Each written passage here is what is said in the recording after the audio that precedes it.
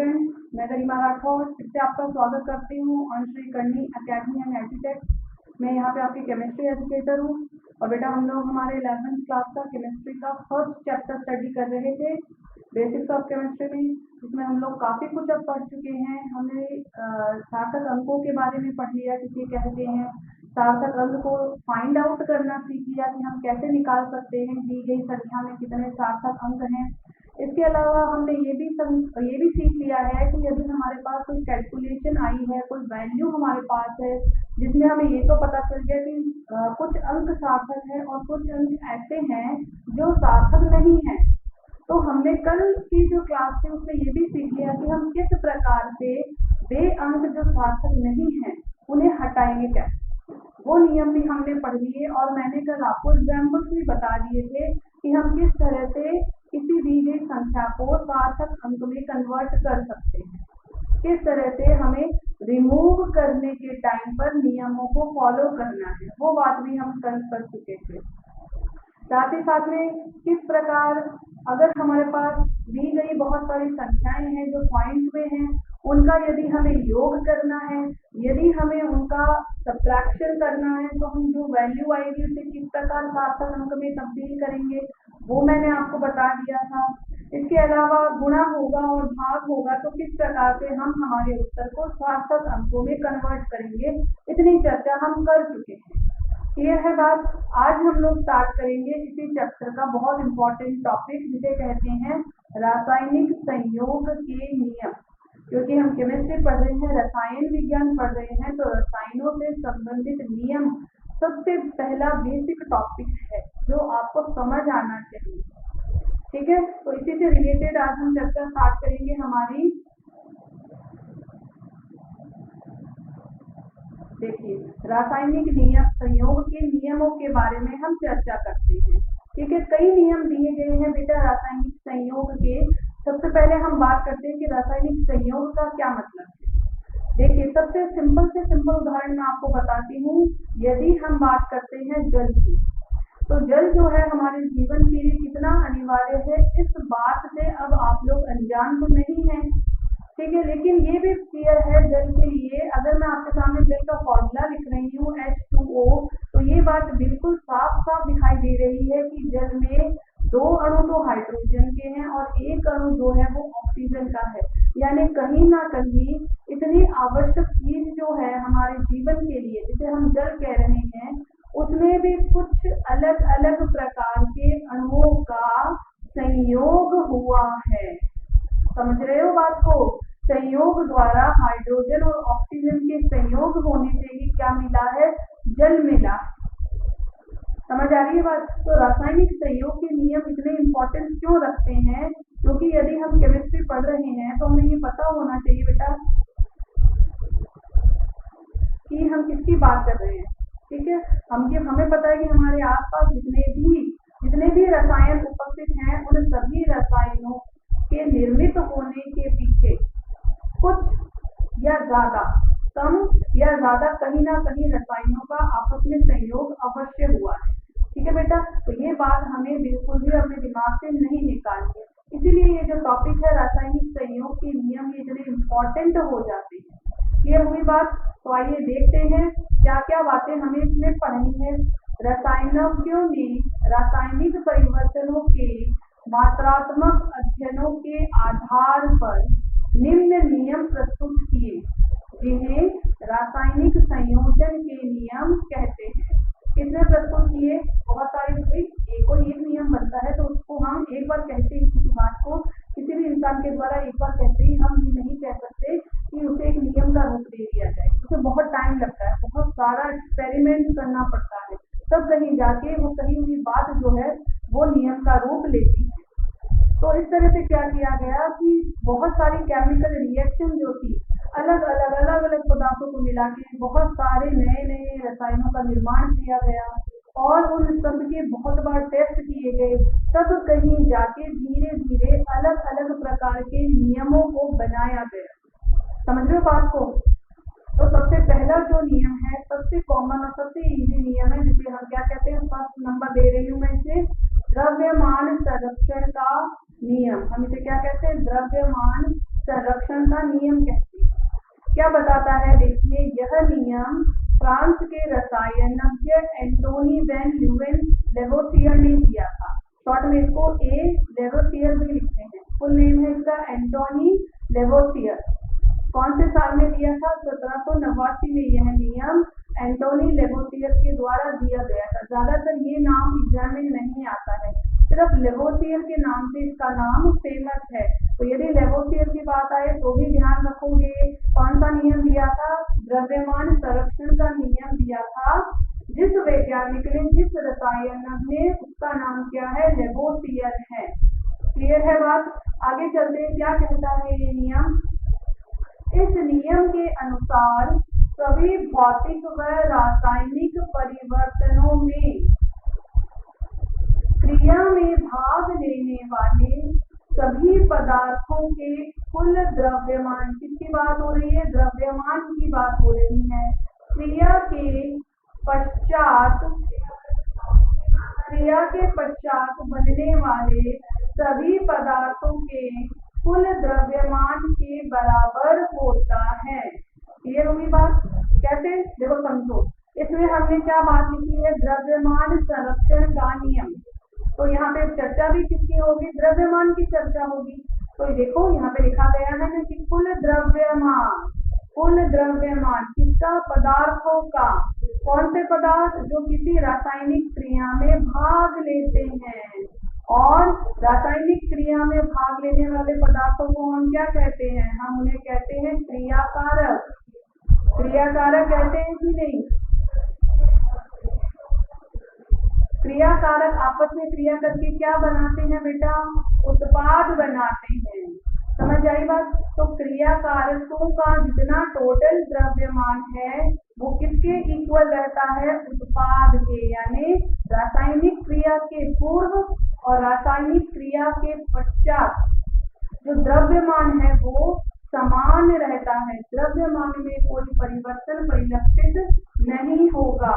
ये बात आपको ध्यान रखनी है सभी को। समझ आई बात बेटा? समझ आ रही है? एक एग्जाम्पल दूंगी तभी आपके दिमाग में बात और अच्छे से क्लियर होगी। चेक करते हैं। इस आधार पर हम कह सकते हैं कि शॉर्ट में हम ये परिभाषा इस प्रकार भी परिभाषित कर सकते हैं। रासायनिक संयोजन के नियम को ना तो पदार्थ नष्ट होता है, ना ही पदार्थ को उत्पन्न किया जा सकता है। जितना हमने उपयोग में लिया उतना ही हमें वापस प्राप्त होगा। ऐसा नहीं है कि मैंने, जिस प्रकार मैं नहीं कह सकती। देखो एक एग्जांपल बताते, जैसे मैंने एक टेस्ट ट्यूब ले ली यहाँ पे, ठीक है, इसमें मैंने कुछ पदार्थ ऐड कर दिया, कुछ भी केमिकल्स यहाँ पे डाल दिए, सपोज ए और बी को डाल दिया। तो जितना मैंने भार इनका लिया था, जो नए पदार्थ मिलेंगे, सपोज सी और डी मिल गए इनसे नए, जितना इनका भार था स्टार्टिंग में उतना ही मुझे अंत में भार प्राप्त होगा। भार मतलब द्रव्यमान। पहले नियम में हम किसको और किसको संबंधित कर रहे हैं? द्रव्यमान को तो संबंधित कर रहे हैं कि नहीं? क्या कहा गया है? द्रव्यमान संरक्षण का नियम कहा गया है। यानी कौन संरक्षित रहेगा? द्रव्यमान। लेकिन कब? जब कोई रासायनिक क्रिया संपन्न हो रही है। तो रासायनिक क्रिया के संपन्न में यानी स्टार्टिंग में हमारे पास कौन होता है? क्रियाकारक। अंत में क्या होता है? उत्पाद। यानी क्रिया होने से पूर्व और रासायनिक अभिक्रिया समाप्त होने के पश्चात जो द्रव्यमान हमें प्राप्त होगा वो उतना ही होगा जितना हमने स्टार्टिंग में लिया था। द्रव्यमान में किसी तरह का कोई चेंज नहीं होगा, वो फिक्स रहेगा। और इसी को हम क्या कहते हैं कि पदार्थ को ना तो नष्ट किया जा सकता है और ना ही उसे उत्पन्न किया जा सकता है। जितना हमने यूज किया था उतना ही हमें वापस मिल जाएगा। समझ में आ रही है बात? सिंप्लीफाइड। और इससे सिंपल हम क्या समझेंगे इस नियम को? एक एग्जाम्पल लेके चेक कर लेते हैं। और ओके, देखिए उदाहरण है यहाँ पे आपके लिए। 5.85 ग्राम NaCl विलयन को कितने ग्राम AgNO3 के साथ मिलाया जाए? कितने ग्राम AgNO3 के साथ मिलाया जाए कि 14.35 ग्राम AgCl व 8.5 ग्राम NaNO3 प्राप्त हो सके यदि द्रव्यमान संरक्षण नियम सत्य हो। यानी क्या कहा जा रहा है? तो सिंपल से बात को समझने की कोशिश करो। क्या क्या कहा गया है कि NaCl है मेरे पास, NaCl का विलयन मैंने ले लिया, ठीक है। उसमें मैंने कितना NaCl लिया, 5.85 ग्राम, ठीक है। जो मुझे समझ आया मैंने लिख लिया, NaCl लिया, NaCl ले लिया, ये तो ले लिया। अब इसमें कितने ग्राम AgNO3 मिलाना है, यानी मुझे इसकी रिएक्शन किससे करवानी है, AgNO3 से करवानी है, सिल्वर नाइट्रेट से करवा दीजिए, ठीक है। अब मुझे जो सब्सटेंस मिला वो क्या मिला है, NaNO3 और साथ में AgCl, ये पदार्थ मुझे मिल गए और इनकी मात्राएं भी मुझे दी गई है कि मैंने NaCl कितना लिया है, 5.85 ग्राम। ये देखो यहाँ पे लिखा है 5.85 ग्राम NaCl लिया है, प्रश्न में दिया गया है सीधा सीधा। AgCl कितना मिला, 14.35 ग्राम, ये भी मैंने लिख लिया। NaNO3 कितना मिला, 8.5 ग्राम। तो द्रव्यमान संरक्षण के नियम में हमने क्या पढ़ा था, अभी हम ये बात जानते हैं, इनका जितना कुल द्रव्यमान होगा, क्रिया कारकों का जितना कुल द्रव्यमान होगा वो किसके बराबर होगा, उत्पादों के कुल द्रव्यमान के बराबर ही होगा। होगा कि नहीं होगा, ये तो हमें पता है, लेकिन अब हमें ये पता करना है कि AgNO3 का कितना ग्राम मैंने लिया, AgNO3 का मैंने कितना ग्राम लिया, 5.85 ग्राम NaCl में मिलाने के लिए, जिससे मेरे पास जो नए उत्पाद बने उनके दोनों के भार 14.35 और 8.5 ग्राम हो। तो मुझे क्या करना है, कुछ नहीं, जो मैंने नियम पढ़ा था उसी को यहाँ पे अप्लाई करना है। तो मुझे पता है इन दोनों का यदि मैं योग कर दूंगी और बीच में इक्वल लिख दूंगी तो मेरी एक इक्वेशन बन जाएगी। यहाँ पे भी दोनों के बीच में क्या होगा, प्लस। यही मैंने यहाँ लिखा है, देखिए, द्रव्यमान संरक्षण नियम के अनुसार मुझे पता है कि क्रिया कारकों का कुल द्रव्यमान बराबर उत्पाद का कुल द्रव्यमान होगा कि नहीं, ठीक है। ले लो जी, सॉल्व कर लेते हैं। तो x बराबर क्या निकलेगा, इन दोनों को ऐड किया, ये यहाँ से यहाँ जाएगा, साइन चेंज होगा, ये देखिए चेंज हो गया, माइनस आ गया यहाँ पे। टोटल वैल्यू कितनी आई, 17 ग्राम। तो मैंने AgNO3 कितना लिया था, 17 ग्राम लिया था। क्लियर है बात, आपने कैसे फाइंड आउट कर ली ये वैल्यू, क्योंकि आप लोग द्रव्यमान संरक्षण का नियम पढ़ चुके हैं और उस नियम को पढ़ने के बाद आपको पता चल गया कि एक क्रिया कारक हो या 2 हो, 3 हो, 4 हो, 5 हो, द्रव्यमान मैं आसानी से निकाल सकती हूँ। किसी भी एक का द्रव्यमान मैं बड़ी आसानी से निकाल सकती हूँ अगर मुझे बाकियों के दिए जाएं। तो ये एग्जाम्पल है, बहुत अच्छा एग्जाम्पल है, और इस एग्जाम्पल की सहायता से फर्स्ट जो नियम है वो भी आपको क्लियर हो गया। क्या नाम था फर्स्ट नियम का, द्रव्यमान संरक्षण का नियम, यानी क्रिया होने से पूर्व और रासायनिक क्रिया के पश्चात पदार्थों का द्रव्यमान जो है वो संरक्षित रहता है। हम पदार्थ को न नष्ट कर सकते हैं और ना ही पदार्थ को हम बना सकते हैं। ओके, चलिए नेक्स्ट देखते हैं। एक और उदाहरण चेक करो बेटा। यदि 4.2 ग्राम सोडियम हाइड्रोजन कार्बोनेट, जिसे सोडियम बाइकार्बोनेट भी कहते हैं, वो हमने लिया है। कितना लिया है, 4.2 ग्राम। अब क्या किया, इसको लेके 10 ग्राम एसिटिक अम्ल में, CH3COOH, क्या है भाई, ये एसिटिक अम्ल है। इसका कितना ग्राम लिया है, 10 ग्राम ले लिया हमने। समझ रहे हो, देखो क्वेश्चन क्या कह रहा है, धीरे धीरे समझने लग जाओगे। ठीक है, मिला लिया हमने, विलयन में मिलाया गया तो 2.2 ग्राम CO2 क्या है, गैस है। तो गैस जो बनी वो पात्र में नहीं पड़ी रहती है, वो कहाँ चली जाती है, वायुमंडल में चली गई। जाने दो भाई, गैस है तो बेचारी जाएगी, वहीं थोड़ी ना पड़ी रहेगी, पात्र में चली गई जी, ठीक है।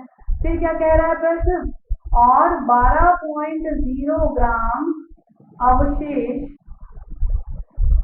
12.0 ग्राम अवशेष जो है वो हमें प्राप्त हुआ। बताइए द्रव्यमान संरक्षण का नियम सत्य है कि नहीं।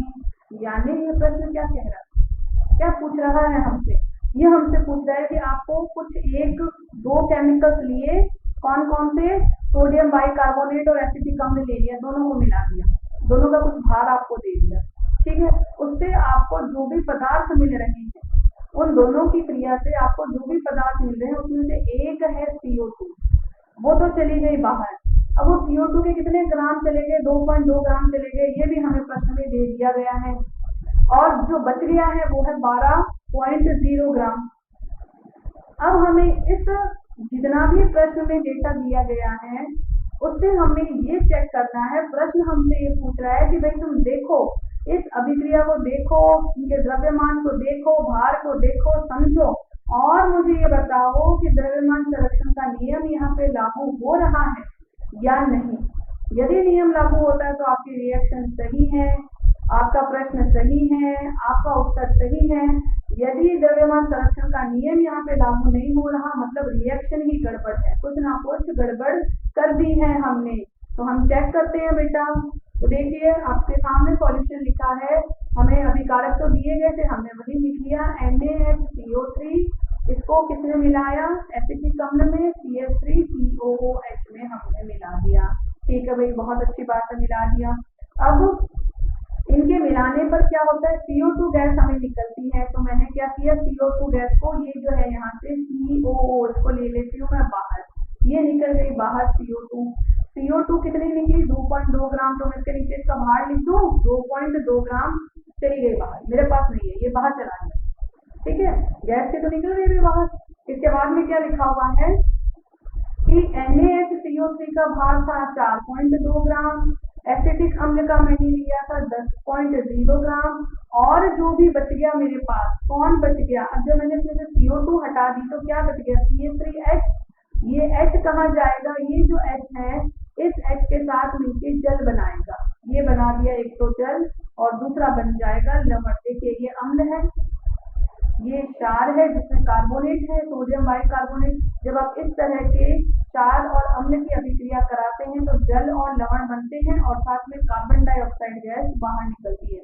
तो कार्बन डाइऑक्साइड गैस तो निकल गई, जल भी बन गया। अब मैं लवण बनाऊंगी तो CH3COO और साथ में जो यहाँ का सोडियम बचा हुआ है वो जाके इससे ऐड हो जाएगा, तो मुझे मिल गया सोडियम एसीटेट नाम का लवण। ठीक है, इन दोनों का भार, इस लवण का और इस जल का भार मुझे दिया गया है कि 12 ग्राम मेरे पास बचा है। जल है, जल थोड़ी ना बाहर निकल जाएगा, वाष्प थोड़ी ना हो रहा है, ऐसा नहीं कहा गया है। ठीक है, अब हमसे पूछता है कि बताओ यहाँ पे द्रव्यमान संरक्षण का नियम लग रहा है कि नहीं लग रहा है। तो हम चेक कर लेते हैं, कैसे चेक करेंगे, रिएक्शन लिख ली, हर एक का भार लिख लिया। अब हमें चेक करना है कि क्रियाकारकों का द्रव्यमान उत्पाद के या क्रियाफल के बराबर आता है या नहीं। चेक करते हैं, 4.2 है प्लस 10.0 ये थे हमारे क्रियाकारक। ठीक है, 12.0 और 2.2 ये था हमारे पास उत्पाद। जब हमने इसको जोड़ा तो हमारे पास क्या आया, 14.2 आई वैल्यू, 10 और 4 14 और ये 0.2 एसिटेज आ गया। ठीक है, यहाँ पे 12 और 2 14 और 2 एसिटेज आ गया, तो यहाँ पे भी 14.2 प्राप्त होगी। तो हम देख रहे हैं इक्वल के दाईं तरफ और बाईं तरफ दोनों तरफ भार कैसा है, समान। यानी ये जो रिएक्शन हमने पढ़ी है ये बिल्कुल सही है और इस रिएक्शन में द्रव्यमान संरक्षण का नियम भी सत्यापित हो रहा है। ये हमने जांच लिया, चेक कर लिया। क्लियर हुई बात? तो इस तरह के प्रश्न आ सकते हैं, एग्जाम में भी आते हैं बेटा। क्लियर है, आपको बुक में भी मिलेंगे और साथ ही साथ कंपटीशन एग्जाम से भी पूछे जाते हैं। कुछ ना कुछ चेंज कर दी जाती है वैल्यू। स्टेटमेंट जो है जो कथन होगा, जो प्रश्न होगा वो थोड़ा सा इनडायरेक्ट आपसे पूछ लिया जाएगा। तो घबराने की बात नहीं है, अच्छे से आपको रीड करना है प्रश्न और किस तरह से वैल्यू निकालनी है वो आपको बता दिया। ये नियम सबसे सिंपल नियम है जिसमें कुछ नहीं, आपको सिर्फ भार को जोड़ना है लेफ्ट हैंड साइड में और राइट हैंड साइड में, और ये पता करना है कि जो भार है वो इक्वल के दोनों तरफ बराबर है या नहीं। यदि बराबर है द्रव्यमान संरक्षण का नियम सत्यापित है, यदि नहीं तो कहीं ना कुछ गड़बड़ आपसे हो गई है, तो वो आपको फिर से चेक करनी पड़ेगी। ठीक है, आगे चले बेटा। क्लियर हो गई बात? पहला नियम क्लियर है? चलिए आगे चेक करते हैं। 100 ग्राम कैल्शियम कार्बोनेट, अब किसकी बात कर रहे हैं, कैल्शियम कार्बोनेट की CaCO3 की, जिसका भार मुझे दे दिया है 100 ग्राम।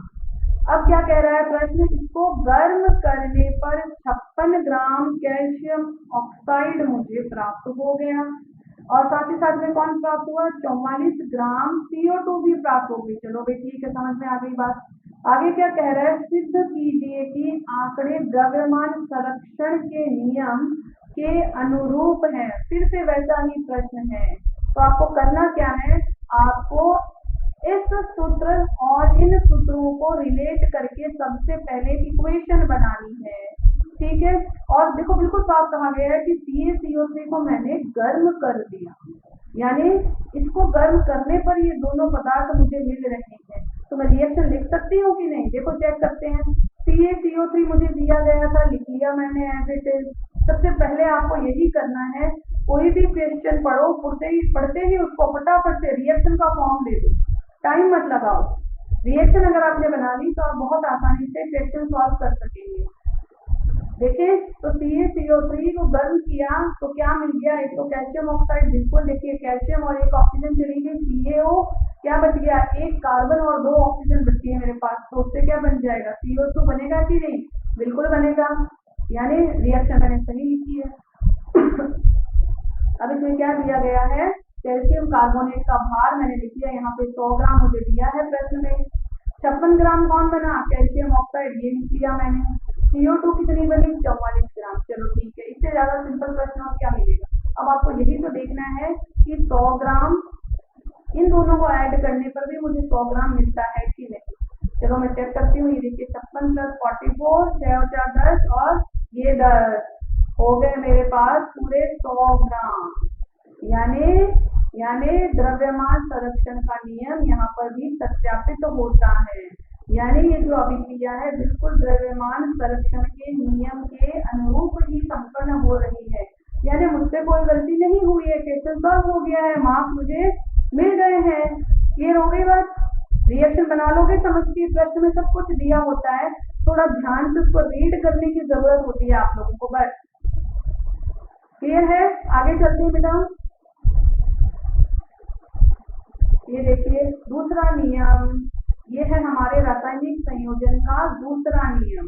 पहला कौन सा था, द्रव्यमान संरक्षण का नियम। अब हम पढ़ रहे हैं दूसरा नियम, जिसका क्या नाम है, स्थिर संघटन का नियम या स्थिर अनुपात का नियम। स्थिर कौन रह जाएगा, अनुपात, या फिर संगठन जो होगा पदार्थों का वो कैसा होगा, स्थिर होगा। चलिए देखते हैं इस शब्द से क्या मतलब है। यह नियम फ्रांस के जोसेफ प्राउस्ट ने दिया था। आपको वैज्ञानिकों के नाम याद करने में कई बार हाफ ईयरली में क्वेश्चन आ जाता है कि प्राउस्ट ने कौन सा नियम दिया था, या स्थिर संगठन का नियम किस वैज्ञानिक ने प्रतिपादित किया। तो जोसेफ तो नहीं आता, लेकिन पीछे वाला जो नाम है वो आपको हमेशा याद रखना पड़ता है। जैसे पहले वाला जो नियम हमने पढ़ा उसमें हमने क्या पढ़ा, एंटोनी लेवोसियर, लेकिन एंटोनी नाम मत याद रखो, बस लेवोसियर याद रखना है आपको। लेवोसियर का नाम बहुत फेमस है, जो उससे नियम से जोड़ा जाता है। प्राउस्ट का नाम किससे जोड़ा गया है, स्थिर संगठन के नियम से। तो ये आपको दिमाग में रखनी पड़ेगी बात। नियम किसने दिया था, प्राउस्ट ने। कब, 1799 में दिया था। ये तो हो गई पहली बात, किसने दिया था, कब दिया था।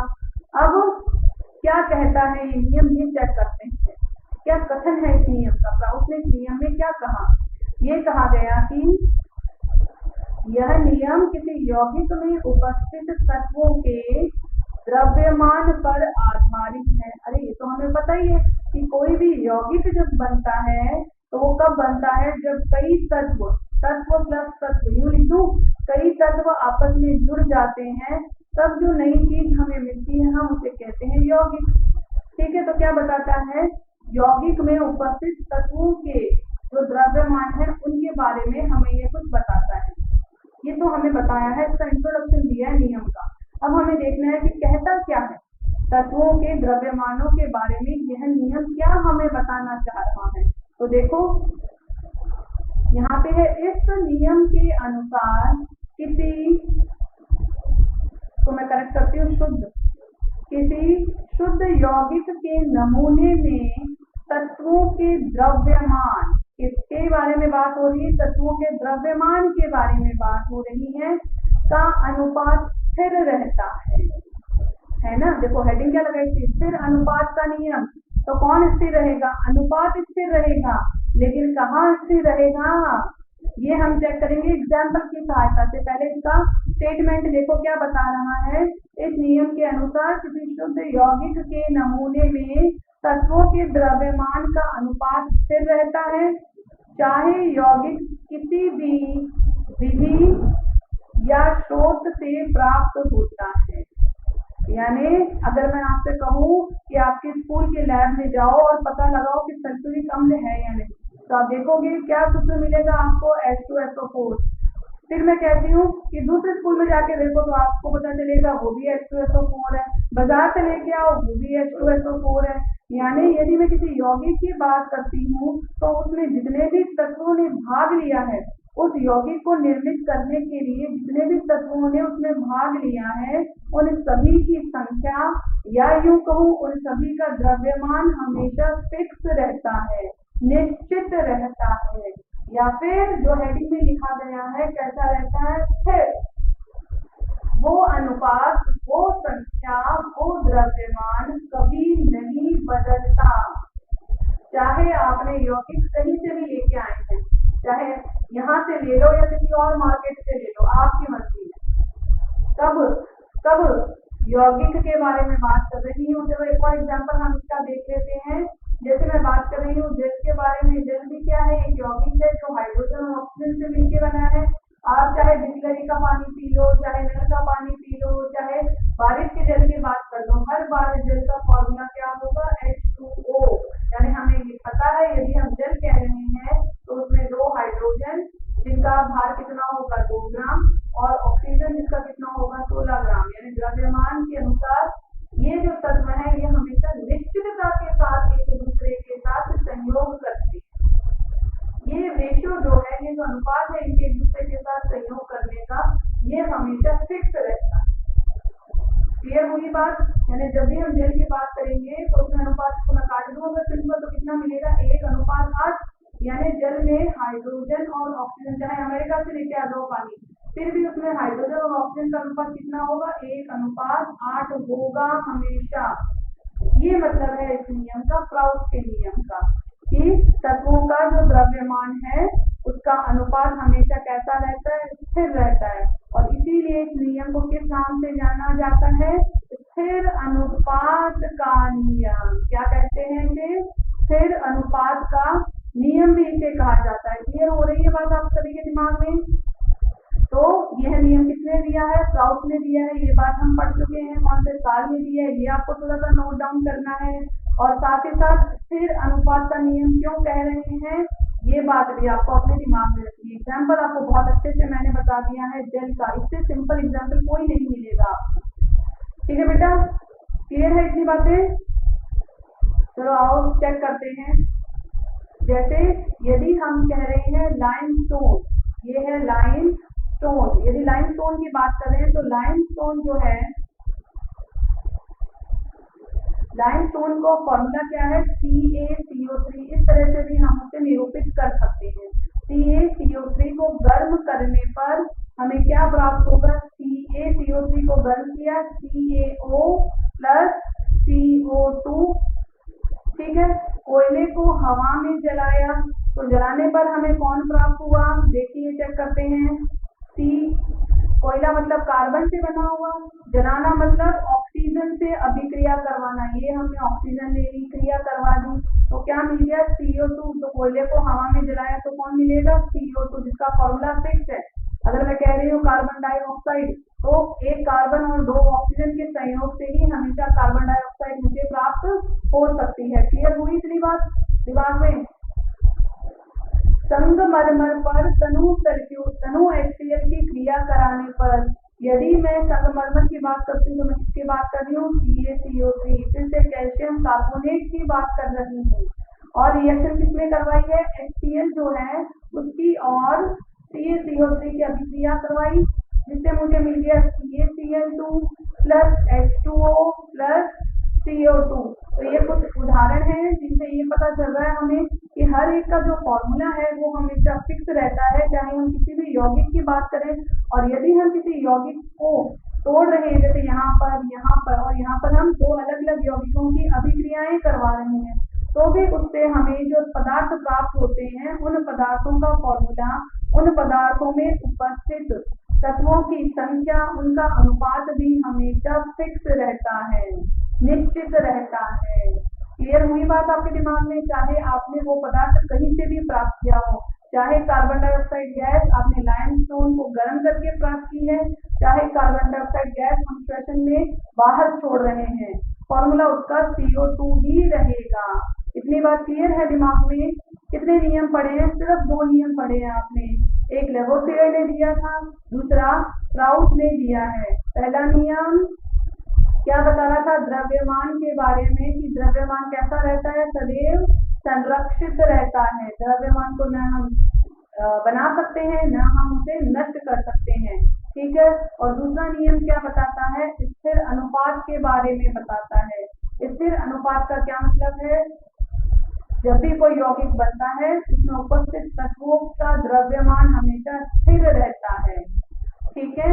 स्थिर अनुपात के रूप में होता है, यूं भी कहा जा सकता है। तो 2 वैज्ञानिक, 2 नियम, 2 उदाहरण याद रखने हैं आपको। वैसे अगर आपने हेडिंग समझ ली है, अगर आपको पता है कि लेवोसियर ने द्रव्यमान संरक्षण का नियम दिया है, तो आप अपने आप इसका कथन लिख सकते हैं कि द्रव्यमान को किसी भी रासायनिक अभिक्रिया में द्रव्यमान को न तो बनाया जा सकता है और न ही उसे नष्ट किया जा सकता है। इतनी बात तो आप कह ही सकते हैं।